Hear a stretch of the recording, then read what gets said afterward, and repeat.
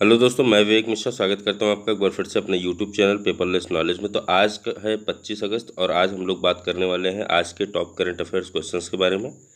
तो वीडियो को एकदम एंड तक ध्यान से देखिएगा क्योंकि हम लोग इसी वीडियो से कुछ क्वेश्चंस पे चर्चा भी करेंगे जिसका आंसर आपको हमारे कमेंट बॉक्स में जाकर देना है। तो अगर अभी तक आपने हमारे चैनल को सब्सक्राइब ना किया है तो इसे सब्सक्राइब कर लें। बगल में दिए हुए बेल आइकन को ज़रूर प्रेस करें जिससे कि आने वाली हर वीडियो की नोटिफिकेशन आप तक टाइमली मिल सके। वहीं आप हमारे टेलीग्राम ग्रुप से जुड़ना चाहें तो टेलीग्राम ग्रुप से भी जुड़ सकते हैं। इसका लिंक हमने अपने डिस्क्रिप्शन बॉक्स में दे रखा है, वहाँ से जाके आप डेली की PDF फाइल डाउनलोड कर सकते हैं। चलिए बात करते हैं आज के क्वेश्चंस की। तो आज का पहला क्वेश्चन है, दास व्यापार और उनके उन्मूलन की याद के लिए अंतर्राष्ट्रीय दिवस कब मनाते हैं। यहाँ पे आपके 4 ऑप्शन दिए गए हैं, 23 अगस्त, 21 अगस्त, 22 अगस्त या 25 अगस्त। तो आपका जो सही आंसर होगा वो है ऑप्शन ए, 23 अगस्त। 23 अगस्त को हम दास व्यापार और उनके उन्मूलन की याद के लिए अंतर्राष्ट्रीय दिवस मनाते हैं। दूसरा क्वेश्चन आपसे पूछा गया है, एक्सिस बैंक के CEO कौन है। यहाँ पे भी आपके 4 नाम दिए गए हैं, अमिताभ चौधरी, प्रशांत कुमार, राणा कपूर, आदित्य पुरी। तो सही आंसर होगा option A, Amitabh Chaudhary. Amitabh Chaudhary Axis Bank के CEO हैं। ठीक, बात आती है ऑप्शन बी आपका प्रशांत कुमार के बारे में। तो प्रशांत कुमार जो कि इस समय वर्तमान में यस बैंक के CEO हैं, राणा कपूर जो कि भूतपूर्व यस बैंक के CEO थे, और आदित्य पुरी जो कि HDFC के भूतपूर्व CEO थे।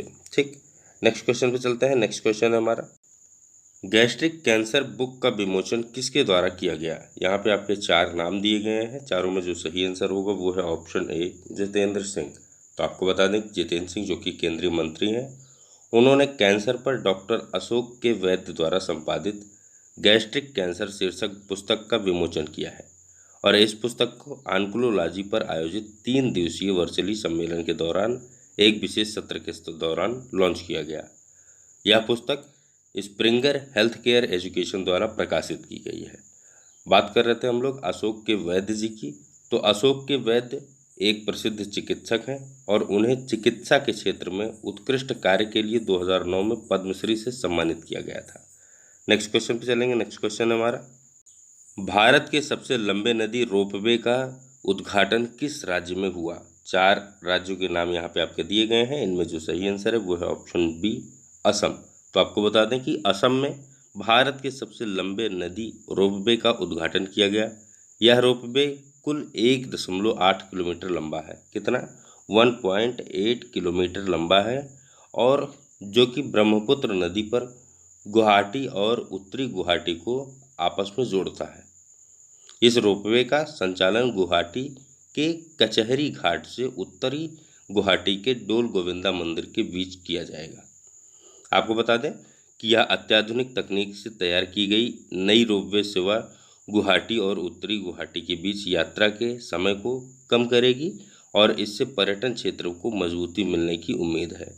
क्यों? क्योंकि यह लोगों को गुवाहाटी शहर, शक्तिशाली ब्रह्मपुत्र, मोरद्वीप और उमानंद मंदिर सहित जैसी कई जगहों पर आसानी से पहुंचने में सक्षम बनाएगी। हम लोग बात कर रहे थे असम की। तो असम के इस समय वर्तमान जो मुख्यमंत्री हैं वो सर्बानंद सोनोवाल जी हैं और यहाँ के राज्यपाल जगदीश मुखी जी हैं। नेक्स्ट क्वेश्चन पे चलेंगे। नेक्स्ट क्वेश्चन है हमारा, अर्जुन मुंडा द्वारा ट्राइब्स इंडिया शोरूम का उद्घाटन कहाँ किया गया। यहाँ पे 4 शहरों के नाम दिए गए हैं, चारों में जो सही आंसर है वो है ऑप्शन सी, मुंबई में। तो आपको बता दें अर्जुन मुंडा जो कि केंद्रीय जनजातीय मामलों के मंत्री हैं, इनके द्वारा ट्राइब्स इंडिया शोरूम का उद्घाटन किया गया। कहाँ किया गया? मुंबई में किया गया। आपको बता दें कि शोरूम का उद्घाटन LIC western zonal office fort के इंडियन चैम्बर्स में किया गया। कहाँ पे? LIC जो वेस्टर्न जोनल ऑफिस फोर्ट के इंडियन ग्लोब चैम्बर में किया गया। ठीक, आपको बता दें कि ट्राइब्स इंडिया शोरूम जो कि आदिवासी लोगों की आजीविका को बढ़ावा देने के लिए ट्राइफेड जनजातीय मामलों के मंत्रालय की एक ये पहल है। ठीक, जो ट्राइब्स इंडिया शोरूम की बात हम लोग कर रहे हैं, ये आदिवासी लोगों की आजीविका को बढ़ावा देने के लिए ट्राइफेड जनजातीय मामलों के मंत्रालय की एक पहल है। ट्राइफेड की बात कर रहे थे हम लोग, तो आपको बता दें कि ट्राइफेड द्वारा बिक्री को बढ़ावा देने और इन चुनौतीपूर्ण समय में जनजातीय आय बढ़ाने के लिए ट्राइब्स इंडिया ऑन व्हील्स भी लॉन्च किया गया है। क्या? ट्राइब्स इंडिया ऑन व्हील्स, ये भी लॉन्च किया गया है। यह एक मोबाइल वैन है जो कि पूरी तरह से वन धन प्राकृतिक उत्पादन अन्य आदिवासी उत्पादन सहित प्रतिरक्षा बूस्टर के साथ खड़ी है और इन उत्पादों को सीधा देश भर में 150 शहरों में ग्राहकों के दरवाजे पर पहुंचाना है। और वैन में विभिन्न प्रकार की प्रतिरक्षा बढ़ाने वाले उत्पाद आते हैं, जैसे कि जंगली शहद, जैविक हल्दी, आंवला, अदरक, काली मिर्च आदि। नेक्स्ट क्वेश्चन पे चलेंगे। नेक्स्ट क्वेश्चन है हमारा, किसके लिए पंजीकरण और नवीनीकरण यानी कि ऑनलाइन प्रणाली शुरू की गई। यहाँ पे 4 नाम दिए गए हैं, ये 4 चीज़ें हैं। इसमें से किसके लिए पंजीकरण और नवीनीकरण की प्रणाली शुरू की गई है। तो इनमें जो सही आंसर है वो है ऑप्शन डी, ज्वेलर्स के लिए। तो आपको बता दें कि केंद्रीय उपभोक्ता मामले, खाद्य और सार्वजनिक वितरण मंत्री रामविलास पासवान द्वारा ज्वेलर्स के पंजीकरण और नवीनीकरण यानी कि registration and renewal of jewellers की एक ऑनलाइन प्रणाली को वर्चुअली शुरू किया गया है। और मंत्री ने असेइंग और हॉलमार्किंग केंद्रों मान्यता और नवीनीकरण की ऑनलाइन प्रणाली भी शुरू की। इस प्रणालियों से ज्वेलर्स और उद्यमियों के लिए कारोबार करने में आसानी होने की उम्मीद होगी।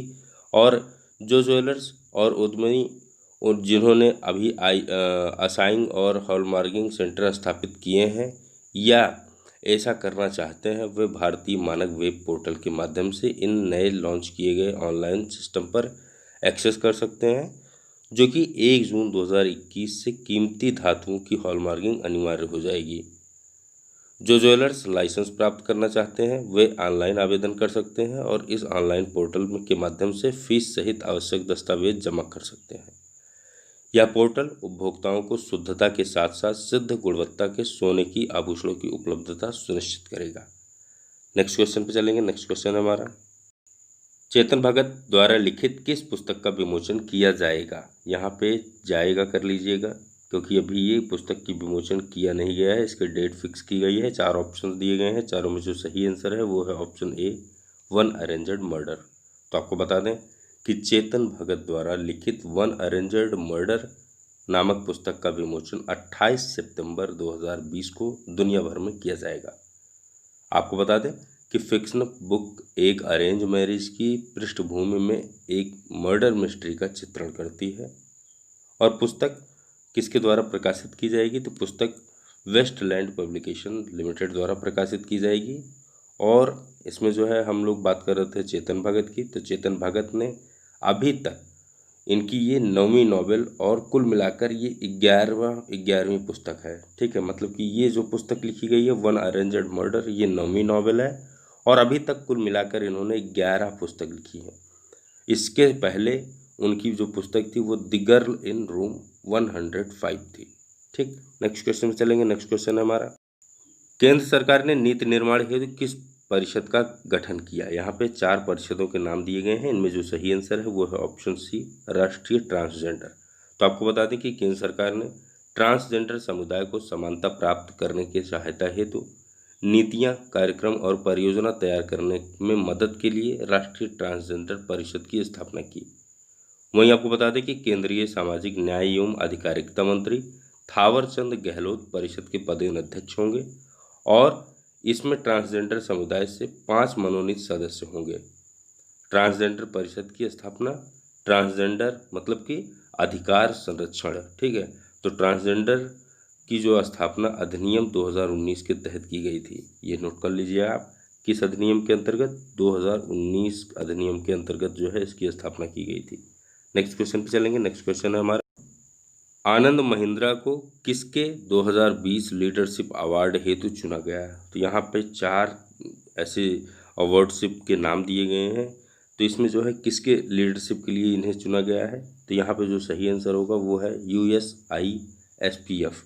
तो USISPF ऑप्शन सी यहाँ पे आपका सही होगा। तो आपको बता दें कि महिंद्रा ग्रुप के अध्यक्ष आनंद महिंद्रा और एडोब के अध्यक्ष तथा CEO शांतनु नारायण को UAS India strategic partnership forum, जिसे हम USISPF द्वारा प्रदर्शित करते हैं, तो इनके द्वारा 2020 लीडरशिप अवार्ड हेतु इनको चुना गया है। यह पुरस्कार उन्हें तीसरी एनुअल लीडरशिप समिट के दौरान प्रदान किया जाएगा, जिसका नाम US India week navigating new challenges है। और यह 31 अगस्त 2020 से 3 सितंबर 2020 तक आयोजित होगी। शिखर सम्मेलन द्विपक्षीय सहयोग, फिटनेस, सहकार्य आदि कार्य क्षेत्रों पर केंद्रित होगा। नेक्स्ट क्वेश्चन पे चलेंगे। नेक्स्ट क्वेश्चन है हमारा, गोफेन 905 नामक ऑप्टिकल रिमोट सेंसिंग सैटेलाइट किस देश द्वारा लॉन्च की गई। यहाँ पे 4 देशों के नाम दिए गए हैं। इनमें जो सही आंसर है वो है ऑप्शन बी, चीन। तो आपको बता दें कि चीन ने अपने जीकैन लॉन्च सेंटर पूर्वोत्तर चीन से गोफेन 905 नामक एक नया optical remote sensing satellite launch किया है। और गोफेन 905 को लॉन्ग मार्च 2D कैरियर रॉकेट द्वारा कक्षा में भेजा गया। गोफेन सैटेलाइट असैन्य China high resolution earth observation system, मतलब कि CHEOS से हम इसे प्रदर्शित करते हैं। इसका पूरा नाम क्या है आपको बता दें, China high resolution earth observation system. तो इसका एक यह भाग है। और आपको बता दें कि Tian 205 नामक एक अन्य उपग्रह भी उसी समय उसी लॉन्ग मार्च 2D कैरियर रॉकेट से लॉन्च किया गया है। और यह प्रक्षेपण लॉन्ग मार्च रॉकेट सीरीज का 343वां मिशन था। नेक्स्ट क्वेश्चन पे चलेंगे। नेक्स्ट क्वेश्चन है हमारा, किस फुटबॉल टीम ने 6ठी बार यूरोपा लीग जीती है। तो यहाँ पे 4 टीमों के नाम दिए गए हैं। इनमें जो सही आंसर है वो है ऑप्शन सी, सेविला। तो आपको बता दें कि कोविड-19 महामारी के कारण सबसे लंबे समय तक चली यूरोपा फुटबॉल लीग के फाइनल में 3-2 से जीत दर्ज कर 6ठी बार यह खिताब अपने नाम की है। किसने? सेविला ने। और स्पेनिश टीम 6ठी बार फाइनल खेल रही थी और एक बार भी यह अभी तक फाइनल नहीं हारी है। तो यह फाइनल मैच जो हुआ था वो सेविला और इंटर मिलान के बीच हुआ था, जो कि सेविला की तरफ से रोमेलू लुकाकू ने लास्ट गोल करके इंटर मिलान को 3-2 से हराया था। ठीक है, नेक्स्ट क्वेश्चन पे चलेंगे। नेक्स्ट क्वेश्चन है हमारा, तो चलिए बात करते हैं आज के क्वेश्चंस की। तो आज का पहला क्वेश्चन पूछा गया है, राष्ट्रीय ट्रांसजेंडर परिषद के अध्यक्ष कौन होंगे। यहाँ पे 4 नाम दिए गए हैं आपके, अनुराग ठाकुर, थावरचंद गहलोत, जयराम ठाकुर या अर्जुन कपूर। तो इसमें आपके एक आंसर सही होंगे, जिसका आंसर आपको हमारे कमेंट बॉक्स में जाना है और कमेंट करना है। दूसरा क्वेश्चन आपका पूछा गया है कि एडोब के अध्यक्ष एवं CEO कौन है। आनंद महिंद्रा, प्रशांत कुमार, शांतनु नारायण या आदित्य पुरी। तीन में भी आपका एक आंसर सही होगा, जिसको आपको जाना है हमारे कमेंट बॉक्स में और कमेंट करना है। तो दोस्तों आज की वीडियो में इतना ही, फिर मिलेंगे किसी नेक्स्ट वीडियो में। तब तक के लिए इजाज़त दीजिए, धन्यवाद।